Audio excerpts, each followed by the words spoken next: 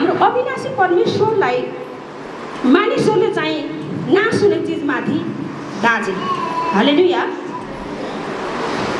परमेश्वर चाहिँ अविनाशी परमेश्वर हुनुहुन्छ, तर नाश हुने चिजमा मानिसले के गरेका छन्? दाजेका छन्।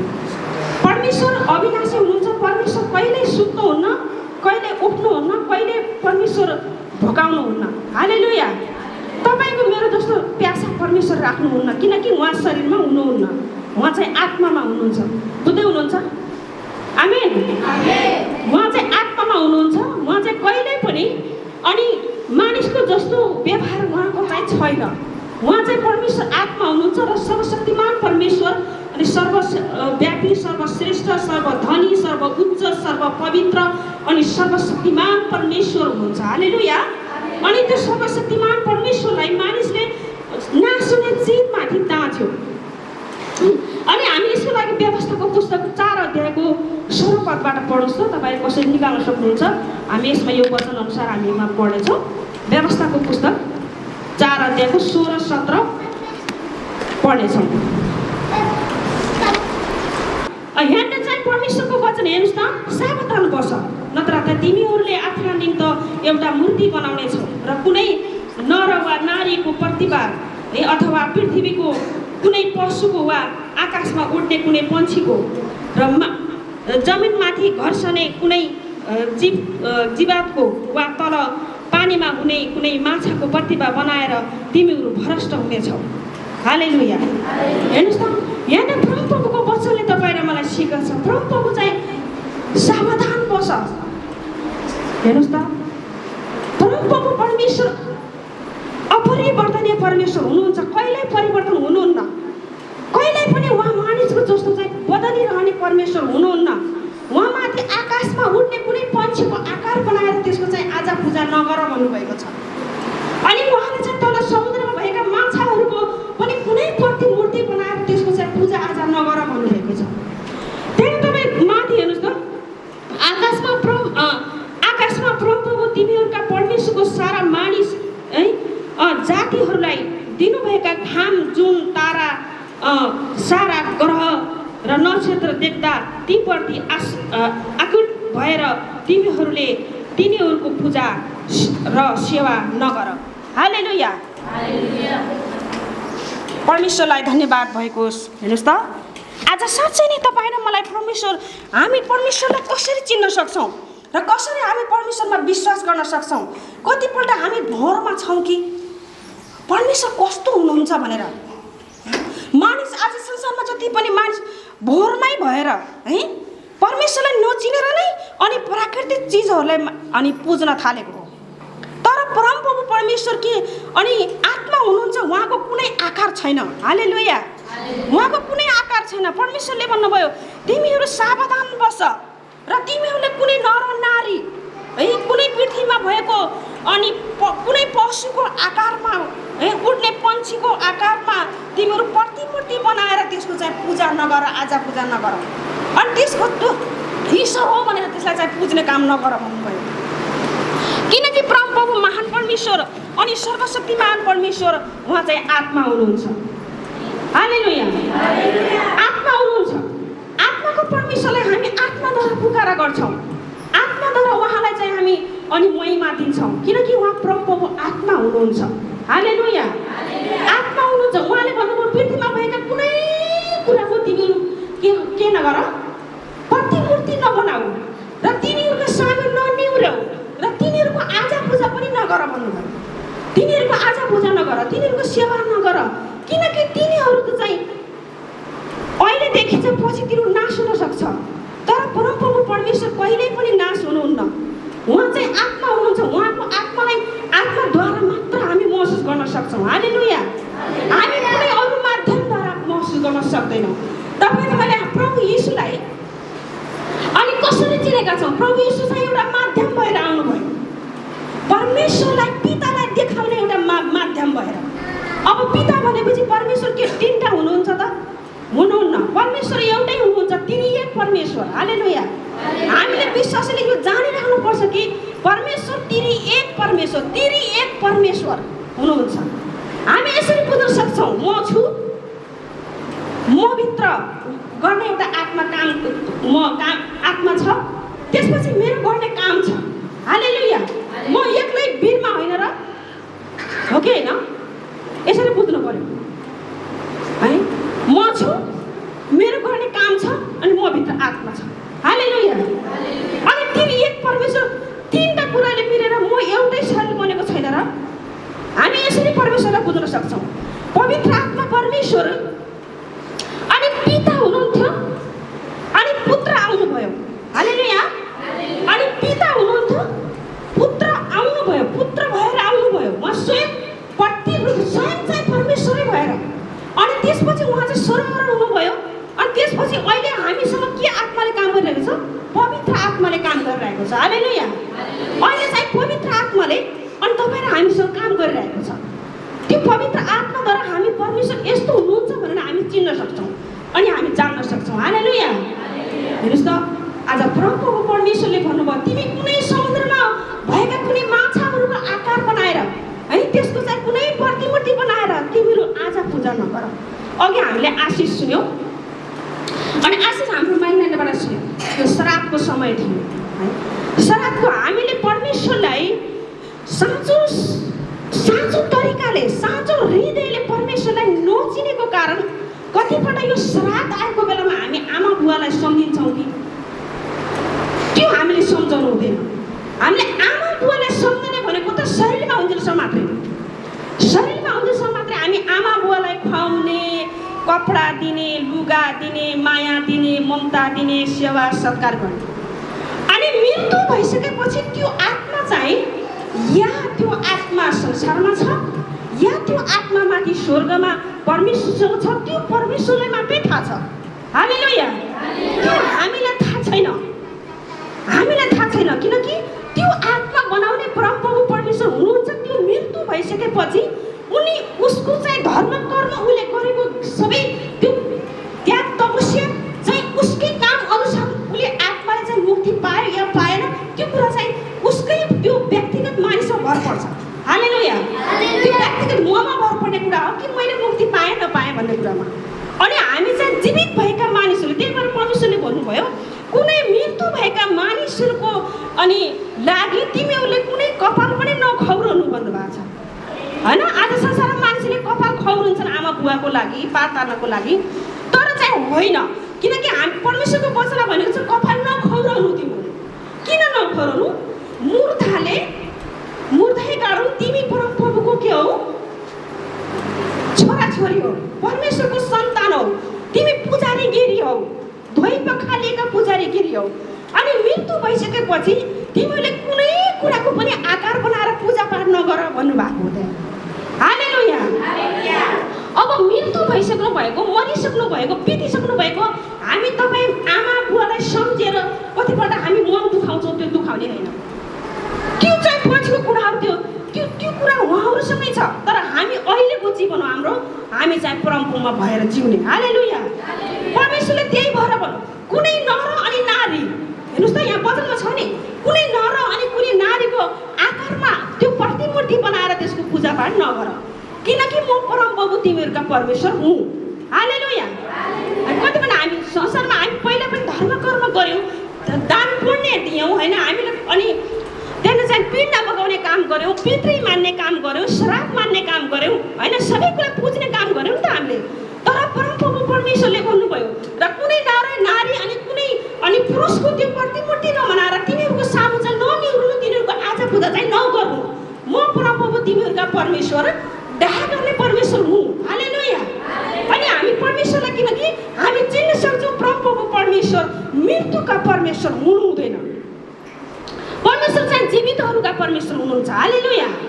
परमेश्वर जीवितहरूका परमेश्वर हुनुहुन्छ, अनि मरिसकेको परमेश्वर त्यस्तो हुनु हुँदैन, किनकि उहाँ चाहिँ परमप्रभु जीवित हुनुहुन्छ।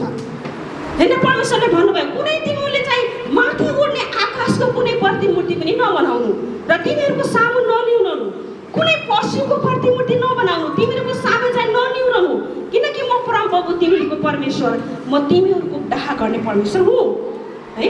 अनि उहाँले भन्नुभयो, कुनै घरसँग जन्तुहरूसँग तिमीले के गर्नु, प्रतिमूर्ति बनाएर तिमीहरूको सामु चाहिँ ननिहुनु, किनकि म परमप्रभु तिमीहरूका परमेश्वर हुँ। परमेश्वरलाई नसुने चिजमा मानिसले के गरे? दाँजे। परमेश्वर अविनाशी हुनुहुन्छ। परमेश्वर कहिल्यै पनि उहाँलाई निन्द्रा लाग्दैन। तपाईँ र मलाई रात आउँछ, हामी सुत्छौँ, फेरि बिहान हुन्छ हाम्रो निन्द्रा उठ्छ, बिउतिन्छौँ, हामी निन्द्रा खुल्छ। तर परमेश्वर रातमा पनि उही हुनुहुन्छ अनि दिनमा पनि उही हुनुहुन्छ अनि उहाँ चाहिँ जतिखेर पनि परमेश्वर आत्मा हुनुहुन्छ, उहाँ चाहिँ उस्तै हुनुहुन्छ। हालेलुया। उहाँ चाहिँ कुनै त्यो मानिसको जस्तो उहाँको चाहिँ निन्द्रा, उहाँ कहिले पनि सुत्नुहुन्न, कहिले पनि उहाँ चाहिँ उठ्नुहुन्न, कहिले पनि खानुहुन्न, कहिले पनि उहाँ चाहिँ भकाउनुहुन्न। तपाईँको मेरो जस्तो भोक उहाँलाई लाग्दैन, पानीको प्यासा उहाँलाई लाग्दैन, किनकि उहाँ शरीरमा हुनुहुन्न। हालेलुया। उहाँ चाहिँ आत्मामा हुनुहुन्छ, आत्मामा हुनुहुन्छ। आत्मा चाहिँ आत्मा भएको, आत्मा त आत्मा, हेर्नुहोस् त, आत्मा त देख्नै नसकिने आत्मा होइन, आत्मा देखिँदैन, किनकि त्यो आत्मा त चाहिँ अलौकिक आत्मा, हेर्नुहोस् त। त्यो आत्मालाई तपाईँ र मैले देख्नै सक्दैनौँ, किनकि उहाँ परमेश्वर त्यस्तै हुनुहुन्छ। हालेलुया। प्राकृतिक पनि परमेश्वरले जनाएको छ कि परमेश्वर कस्तो हुनुहुन्छ भनेर। यहाँनिर चाहिँ यो वचन चाहिँ एउटा निकोदेमसका आएको वचन हो। हालेलुया। यहाँनिर त यहाँनिर हामी 8 पद पढ्नेछौँ, सातैबाट पढौँ है त। मैले तिमीहरूलाई नयाँ गरी जन्माउनु पर्छ भन्दा अचम्म नमान। बतास जता चल्दछ उतै बहन्छ। तिमी बतासको आवाज सुन्छौ, तर त्यो कहाँबाट आउँछ र कता जान्छ त्यो जान्दैनौ। आत्माबाट जन्मेको हरेक व्यक्ति त्यस्तै हुन्छ। हालेलुया। हेर्नुहोस् त, परमेश्वर कस्तो हुनुहुन्छ र मानिसलाई परमेश्वरले भन्नुभयो, त्यो चाहिँ निकोदेमसलाई उहाँले भन्नुभयो, निकोदेमसलाई येशूको शिक्षा। हालेलुया। अनि येशूले भन्नुभयो, बतासको आवाज त तिमी सुन्छौ र त्यो कहाँबाट आउँछ र कता जान्छ त्यसको चाहिँ तिमी थाहा पाउँदैनौ, तिमी बुझ्दैनौ। बतासको आवाज मात्रै सुन्छौ, तर चाहिँ त्यो कहाँबाट आउँछ, कता जान्छ र हामीलाई थाहा छैन, किनकि ऊ जहाँबाट आउँछ उतै बहन्छ। हालेलुया। ल हेर्नुहोस् त, बतास जहाँबाट आउँछ उतै बहन्छ गरे। त्यो परमेश्वरले चाहिँ कस्तो भन्नुभयो हेर्नुहोस् त निकोदेमसलाई, नयाँ गरी जन्मिनु पर्छ भनेको। आत्मामा त्यो जन्मेको मानिस पनि त्यो बतास कहाँबाट आउँछ र कताबाट आउँछ र उतै त्यो बतास चाहिँ जन्मिन्छ। ओ आत्मामा जन्मेको मानिस पनि त्यस्तै हो भनेर भन्नुभयो। हालेलुया। हेर्नुहोस् त, अब हामी चाहिँ हाम्रो परमेश्वरलाई बताससँग तुलना गर्न सक्दैनौँ, किनकि हाम्रो परमेश्वरले बतास चाहिँ हुनुहुन्न है, तर परमेश्वरले बतासलाई चाहिँ बनाउनु भयो। हालेलुया। अनि हावालाई परमेश्वरले बनाउनु भयो, जब परमेश्वर चाहिँ बतास जस्तो चाहिँ हुनुहुन्न है। बतासमा चाहिँ हामी परमेश्वरलाई दाँच्न सक्दैनौँ, किनकि प्रभु परमेश्वरले अनि बतासलाई बनाउनु भयो र त्यो जहाँ बनाउनु भयो उतैबाट त्यो बतास चाहिँ आउँदछ। हालेलुया। अनि आत्माबाट जन्मेको मानिस पनि त्यस्तै हुन्छ, त्यो चाहिँ पवित्र आत्माबाट जन्मिएको हुन्छ र मानिसले चाहिँ त्यो थाहा हुँदैन कि अनि ऊ चाहिँ परमेश्वरको आत्माबाट जन्मिरहेको हुन्छ। हालेलुया। अनि त्यसपछि चाहिँ निकोदेमसले भनेका छन्, उसले चाहिँ येशू ख्रीष्टसँग उसले चाहिँ भनेका छन्, के म नयाँ गरी जन्मिन अझ दोस्रोचोटि के म जन्मिन सक्छु त भनेर भनेका छन्। तर दोस्रोचोटि जन्मिन म सक्छु त, के म आमाको कोखमा फेरि जन्मन सक्छु भनेर उनले भनेका छन्। तर प्रभु येशूले भन्नुभयो, शरीरमा तिमी जन्म लिइसक्छौ मानिस, तर चाहिँ आत्मामा जन्मेको मानिस चाहिँ ऊ पवित्र आत्माद्वारा प्रभु येशू ख्रीष्टमाथि उसले विश्वास गरे अनि जब ऊ ओठले अनि हृदयले अनि उसले चाहिँ भित्र आफ्नो आत्मा अनि प्राणले प्रभुलाई ग्रहण गरिसकेपछि ऊ चाहिँ नयाँ जन्मको उसको सुरुवात हुन्छ। हालेलुया। उसले चाहिँ ग्रहण गर्छ, त्यसपछि उसले चाहिँ ग्रहण गरिसकेपछि उसले चाहिँ बप्तिस्मा लिन्छ अनि उसले प्रभु भोज खान्छ अनि ऊ प्रार्थनामा बस्छ, सङ्गति गर्छ, बाइबल पढ्छ, अध्ययन गर्छ अनि प्रभुलाई महसुस गर्छ। उसले चाहिँ परमेश्वर हुनुहुन्छ भनेर हृदयमा विश्वास गर्छ, आफ्नो ओठले स्वीकार गर्छ अनि त्यसपछि चाहिँ उसको के हुन्छ, नयाँ जन्मको सुरुवात हुन्छ। हालेलुया। अब परमेश्वरलाई ग्रहण नगर्नुभन्दा अगाडि चाहिँ के हामीले नयाँ जन्मको सुरुवात हामीले गरेका थियौँ त? थिएनौँ, किनकि हाम्रो शरीर चाहिँ हामी कोही चाहिँ 30 वर्षको, कोही 20 वर्षको, कोही चाहिँ 60 वर्षको, कोही 15 वर्षको, कोही हाम्रो नानीहरू चाहिँ 5 वर्षको, कोही 10 वर्षको उहाँ चाहिँ भइसक्नु भएको छ। तर चाहिँ आत्मामा जुन दिन प्रभु येशू ख्रीष्टले हामीले ग्रहण गऱ्यौँ अनि आफ्नो ओठले स्वीकार गऱ्यौँ, हृदयले विश्वास गऱ्यौँ होइन, त्यसपछिबाट हाम्रो नयाँ जन्मको सुरुवात भयो। हालेलुया। निकोदेमसलाई अनि प्रभु यीशु ख्रीष्टले त्यही भन्नुभएको थियो है। निकोदेमसलाई उहाँले त्यही भन्नुभएको थियो कि नयाँ गरी जन्मिनुपर्छ। अनि नयाँ गरी जन्मिनुको अर्थ यही हो कि हामीले नयाँ कुराहरू, पुराना कुराहरू बितेर गए, हेर अब के भएको छ, नयाँ भएको छ। हालेलुया। अनि पुराना कुराहरू बितेर गएको छ, अब नयाँ कुरा अनि सृष्टि भएको छ। आज साँच्चै नै हेर्नुहोस् त, परमप्रभु परमेश्वर आत्मा हुनुहुन्छ र आत्माका परमेश्वरलाई हामी आत्माद्वारा भएर अनि हामी आराधना गर्छौँ। उहाँ चाहिँ शरीरमा हुनु हुँदैन। हालेलुया। शरीरमा हुनु हुँदैन।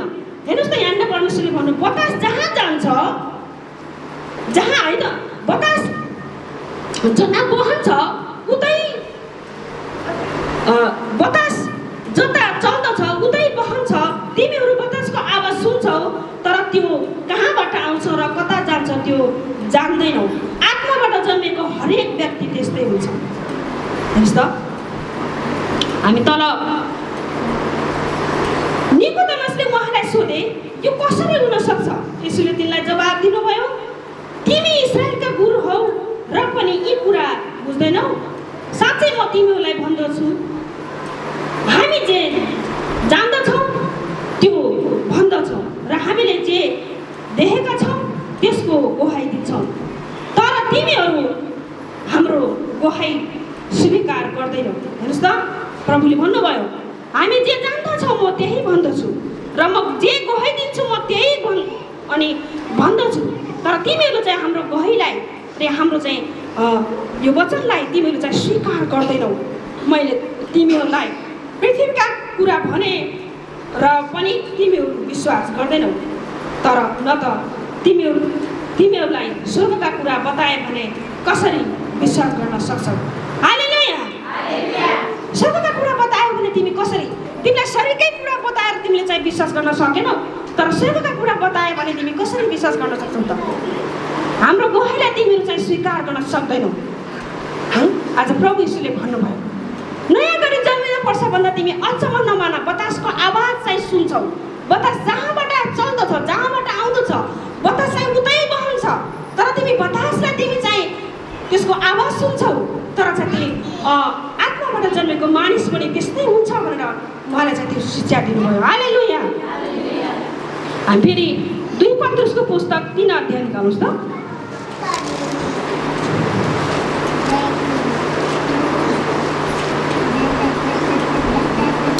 हुन्छ, हामी पढ्न सक्छौँ,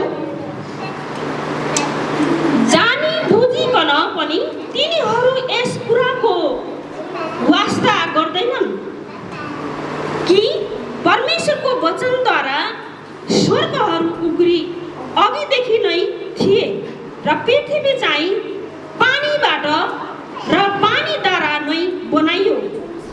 त्यही पानीबाट त्यस समयको संसार जलप्रलयमा डुबेर नष्ट भयो।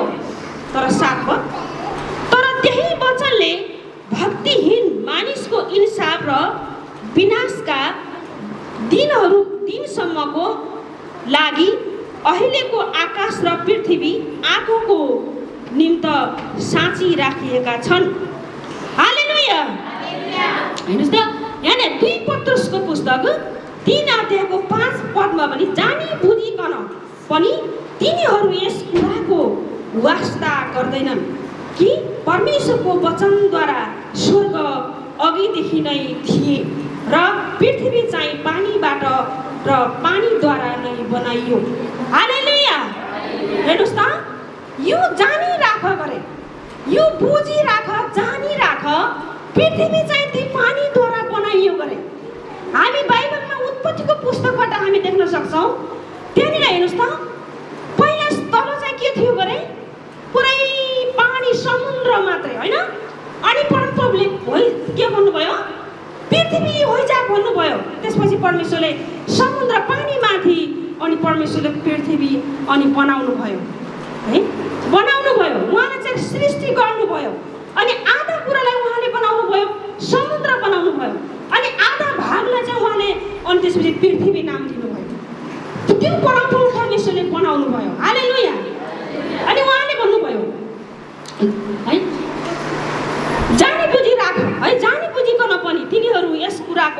वास्ता गर्दैनन् कि परमेश्वरको वचनद्वारा स्वर्ग अघिदेखि नै थिए र पृथ्वी चाहिँ पानीबाट र त्यस समयको संसार जल प्रलयमा डुबेर नष्ट भयो। हेर्नुहोस् त त्यो नोआको बारेमा त्यो समयमा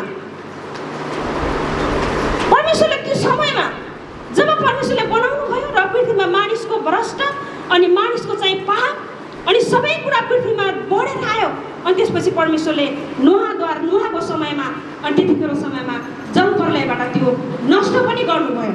हालेलुया।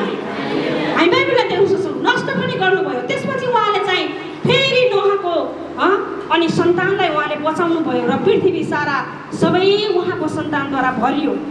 त्यसपछि अहिलेको चाहिँ अब यहाँ तल हामीले पढ्यौँ भने परमेश्वरको वचन चाहिँ अब के त डुबेर नष्ट भयो। तर त्यही